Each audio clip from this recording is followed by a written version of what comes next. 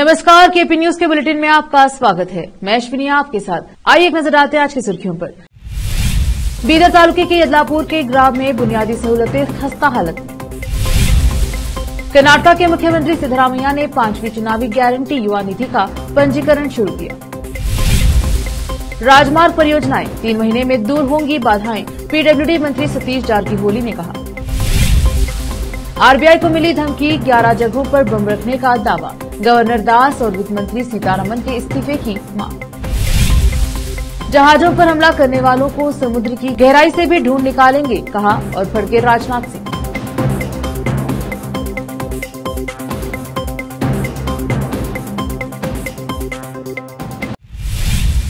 अब समाचार विस्तार से। बीदर तालुके के यदलापुर ग्राम पंचायत के तहत कुत्ताबाद गांव के सरकारी वरिष्ठ प्राथमिकी विद्यालय से सीसी नाली को लगभग 4 महीने से साफ नहीं किया गया है।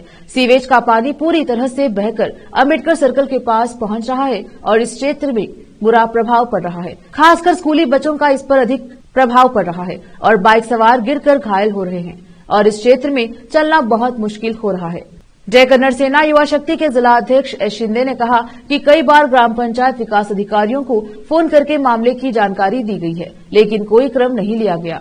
ग्रामीणों ने बताया कि सड़क पर एक भी बिजली का पोल या बल्ब नहीं लगाया गया है। अनुदान की पूरी चोरी की जा रही है।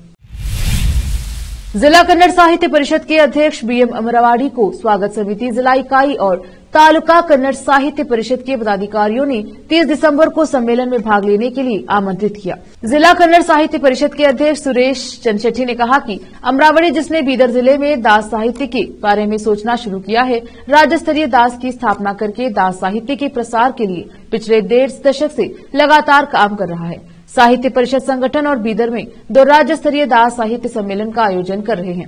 उन्होंने कहा कि वे दास साहित्य को स्वरूप देकर हर जगह ले जा रहे हैं। उन्होंने कहा कि जिले में कन्नड़ साहित्य परिषद जन जन का साहित्य परिषद बनाने के लिए अभिनव प्रयोग कर रही है और सामाजिक न्याय एवं प्रतिभा को पहचान देकर जिले के सभी कन्नड़ लोगों के मन को विकसित करने के प्रयास में सभी का सहयोग आवश्यक है।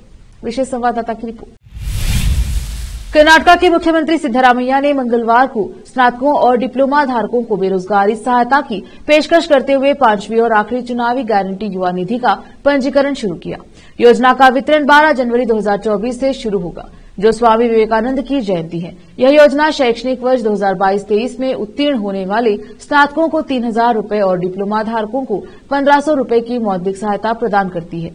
अधिकारियों ने कहा कि पैसा उन लोगों को दिया जाएगा जिन्हें डिग्री, डिप्लोमा उत्तीर्ण करने की तारीख से 180 दिन पूरे होने के बाद भी नौकरी नहीं मिलेगी। उन्होंने कहा कि उम्मीदवारों को कम से कम 6 साल के लिए कर्नाटक का अधिवास साबित करना होगा।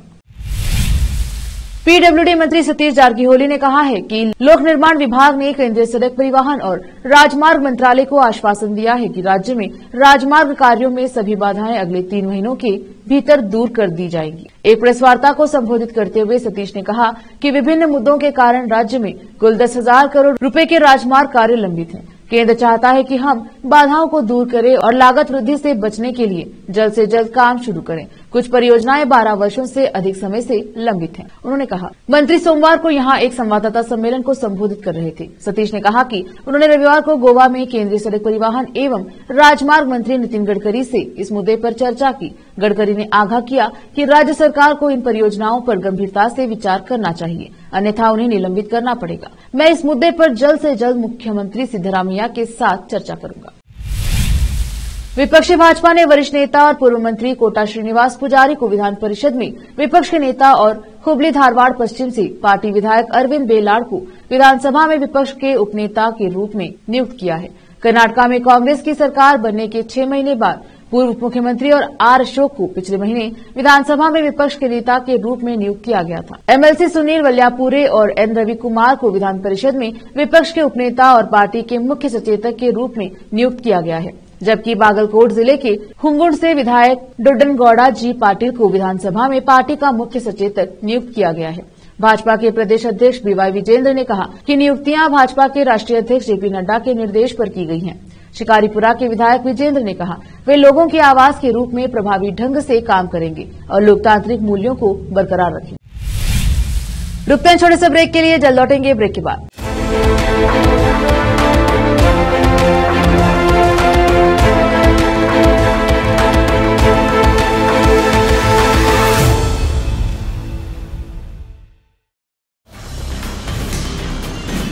हिंदुस्तान के हर कोने में हम हैं मौजूद। 24 घंटे हालात पर गहरी नजर, खबरों से जुड़े चुपते सवालात,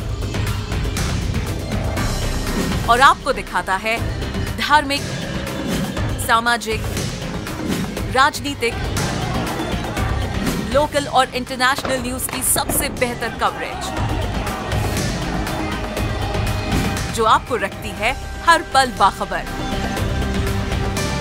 देश और दुनिया भर की खबर के लिए देखते रहें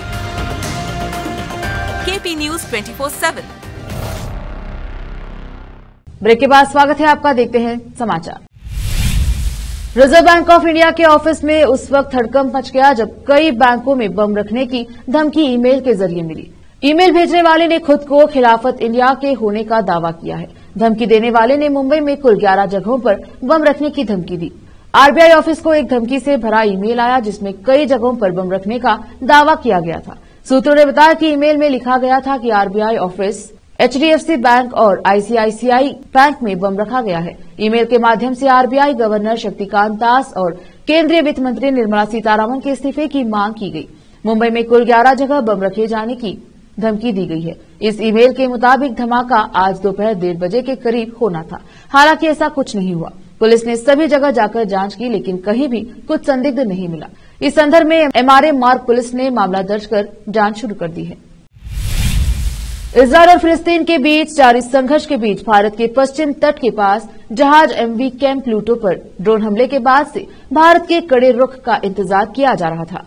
इसके ठीक बाद लाल सागर में भारतीय झंडा लगे जहाज एमवी साई बाबा को भी निशाना बनाया गया था। अब भारत के रक्षा मंत्री राजनाथ सिंह ने जहाजों पर हुए हमलों पर कड़ी चेतावनी जारी की है। उन्होंने इस हमले के दोषियों पर कड़ी कार्यवाही की बात कही है। रक्षा मंत्री राजनाथ सिंह मंगलवार को मुंबई में आईएनएस इम्फाल के कमीशनिंग समारोह में पहुंचे थे। यहां उन्होंने जहाजों पर हुए हमले पर भी बात की। उन्होंने कहा कि आजकल समुद्र में उथल पुथल थोड़ी बढ़ गई है। भारत की बढ़ती आर्थिक और सामरिक शक्तियों ने कुछ ताकतों में ईर्ष्या और नफरत भर दी है। भारत सरकार ने हाल ही में अरब सागर में एमवी कैम प्लूटो पर ड्रोन हमला और कुछ दिन पहले लाल सागर में एमवी साई बाबा पर हमला बेहद गंभीर है। भारतीय नौसेना ने समुद्र की निगरानी बढ़ा दी है। जिसने भी यह हमला किया है, हम उन्हें समुद्र तल से भी ढूंढ निकालेंगे और कड़ी कार्यवाही करेंगे। सोमवार 25 दिसंबर को तेलंगाना के विकाराबाद जिले में घने कोहरे के बीच एक कार झील में गिरने से एक व्यक्ति लापता हो गया।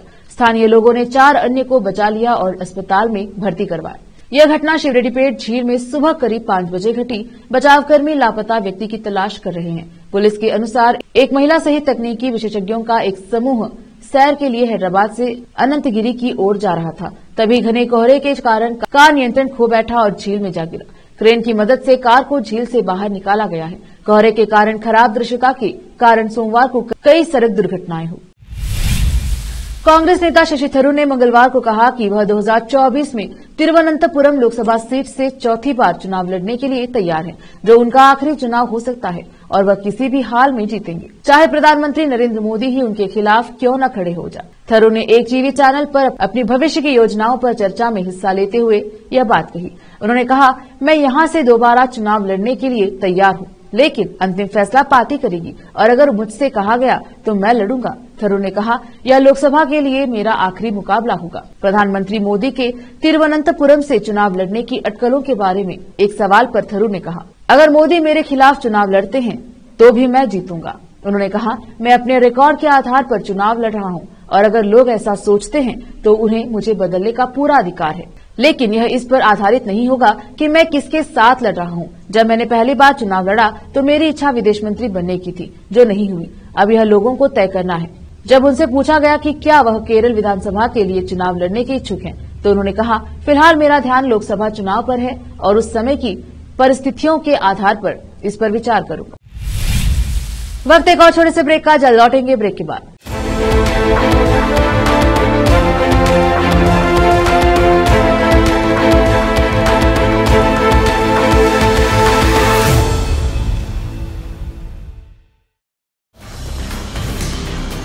हिंदुस्तान के हर कोने में हम हैं मौजूद। 24 घंटे हालात पर गहरी नजर, खबरों से जुड़े चुपते सवालात, और आपको दिखाता है धार्मिक, सामाजिक, राजनीतिक, लोकल और इंटरनेशनल न्यूज की सबसे बेहतर कवरेज, जो आपको रखती है हर पल बाखबर। देश और दुनिया भर की खबर के लिए देखते रहें केपी न्यूज 24/7। ब्रेक के बाद स्वागत है आपका, देखते हैं समाचार। उत्तर प्रदेश के अयोध्या में बन रहे भव्य राम मंदिर इन दिनों सुर्खियों में है। मंदिर में रामलला की प्राण प्रतिष्ठा की तैयारियां जोरों पर है। इसके लिए 22 जनवरी 2024 की तारीख निर्धारित की गई है। इसी बीच बीजेपी के वरिष्ठ नेता और महाराष्ट्र के उप मुख्यमंत्री देवेंद्र फडणवीस का बयान सामने आया है। उन्होंने सोमवार को कहा कि अयोध्या में 22 जनवरी को राम मंदिर की प्राण प्रतिष्ठा उन लोगों को करारा जवाब है जो बीजेपी को यह कहकर ताना मारते थे कि मंदिर वही बनाएंगे लेकिन तारीख नहीं बताएंगे। पुणे में अटल संस्कृति गौरव अवार्ड्स कार्यक्रम को संबोधित करते हुए देवेंद्र फडणवीस ने कहा कि प्रधानमंत्री मोदी ने राम मंदिर का निर्माण कर जम्मू कश्मीर को विशेष राज्य का दर्जा देने वाले अनुच्छेद 370 को निरस्त कर पूर्व प्रधानमंत्री अटल बिहारी वाजपेयी का सपना साकार किया है। बता दें कि 22 जनवरी 2024 को प्रधानमंत्री मोदी पूरे विधि विधान के साथ रामलला की प्राण प्रतिष्ठा करेंगे। इससे पहले भव्य तैयारियों और निमंत्रण भेजने का सिलसिला जारी है। भगवान राम की मूर्ति से लेकर तमाम तैयारियां अपने आखिरी चरण में हैं।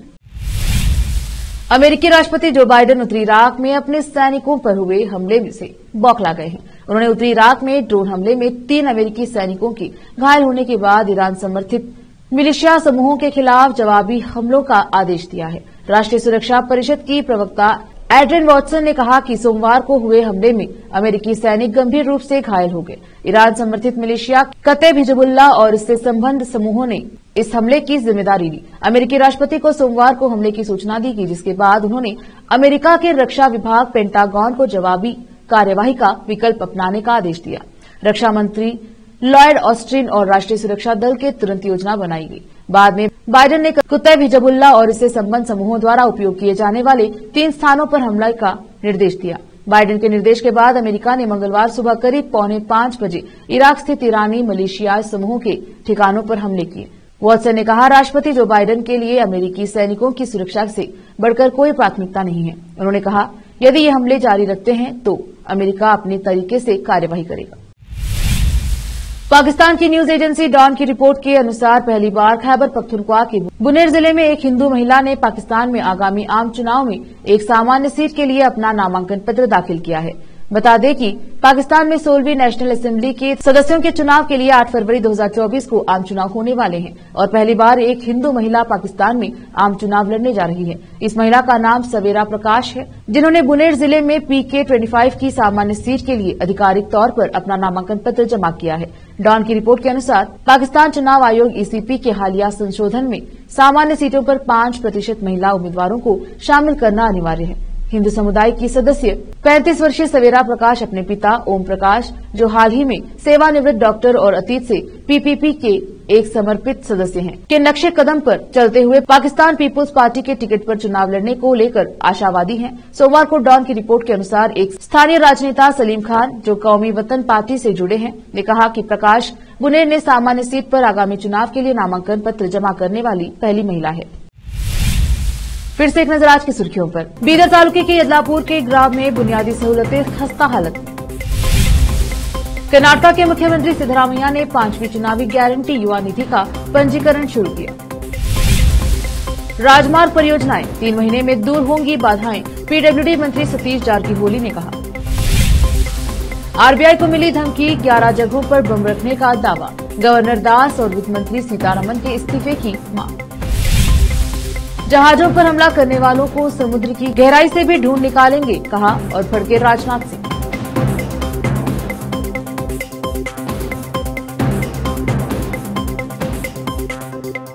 केपी न्यूज के बुलेटिन में आज इतना ही। देखते रहिए केपी न्यूज 24/7। धन्यवाद।